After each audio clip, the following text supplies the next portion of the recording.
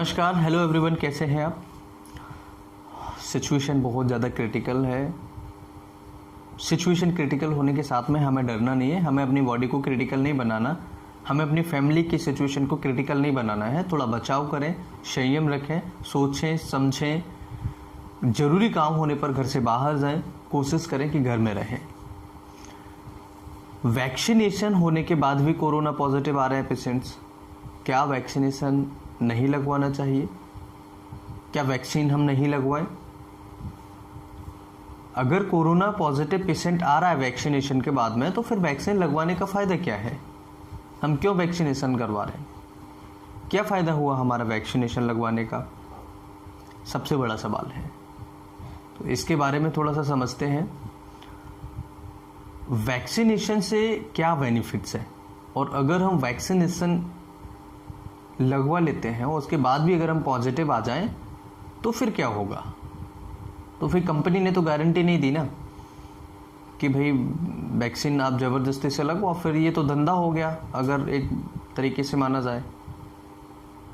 जिनको ये लग रहा है कि धंधा है, जिनको भी ये लग रहा है कि धंधा है, तो भाई उन लोगों को फिर खाना खाना भी बंद कर देना चाहिए।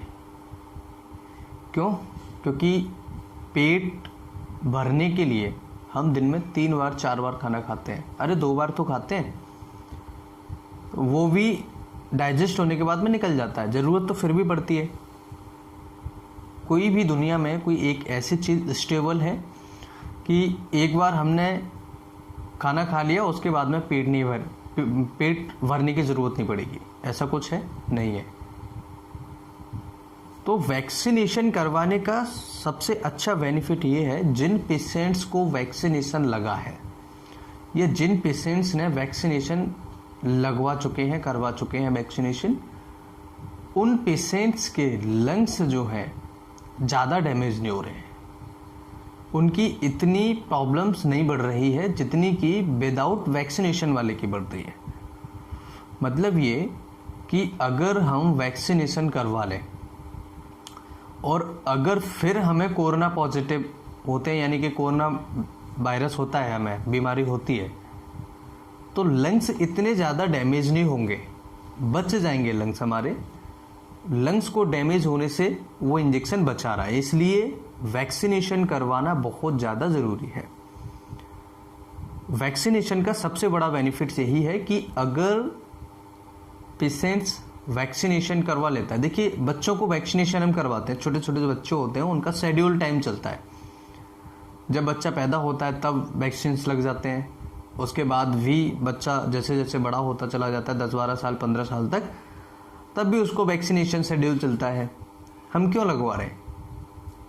वो इसलिए लगवा रहे हैं कि अगर पेशेंट को कोई भी प्रॉब्लम आए, कोई भी परेशानी आए, कोई भी बच्चे को अगर बीमारी लगे, तो उसको इतना ज़्यादा असर नहीं कर पाए, इतना ज़्यादा असर हो ना पाए उस पर, जिससे कि वो ज़्यादा प्रॉब्लम में चला जाए।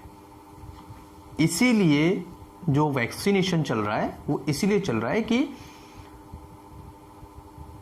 किसी भी बीमारी से लड़ने के लिए हमारे पास कुछ तो है अवेलेबल, जिससे कि हम ज़्यादा क्रिटिकल सिचुएशन में जाने से बचें। तो हर एक चीज़ की टाइम लिमिट है।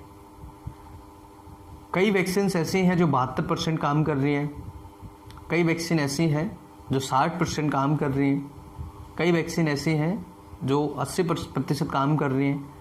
तो इनका बेनिफिट यही है कि जिनको वैक्सीनेशन हुआ उनके डैमेज जो लंग्स थे वो कम हो रहे हैं, लंग्स को बचा रहे हैं, फेफड़े ज़्यादा क्रिटिकल सिचुएशन में नहीं जा रहे हैं। कई ऐसे पेशेंट्स हैं जिनको ऑक्सीजन की ज़रूरत नहीं पड़ रही है, जिनको वैक्सीनेशन हुआ है। तो इसलिए वैक्सीनेशन को लगवाना, वैक्सीनेशन करवाना बहुत ज़्यादा ज़रूरी है। इंजेक्शन ज़रूर लगवाएं, वैक्सीनेशन करवाएं, और टाइम टू टाइम अपनी मॉनिटरिंग ज़रूर करें।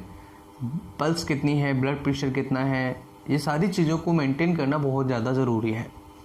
पैनिक होना नहीं है, डरना नहीं है किसी भी बात से। जितना हो सकता है उतना बचने की कोशिश करें। वीडियो अच्छा लगे तो लाइक एंड शेयर करें, कुछ पूछना चाहे तो कमेंट करें। इसी तरह की और वीडियोस देखने के लिए चैनल को सब्सक्राइब करें। नमस्कार, thanks for watching, have a nice day.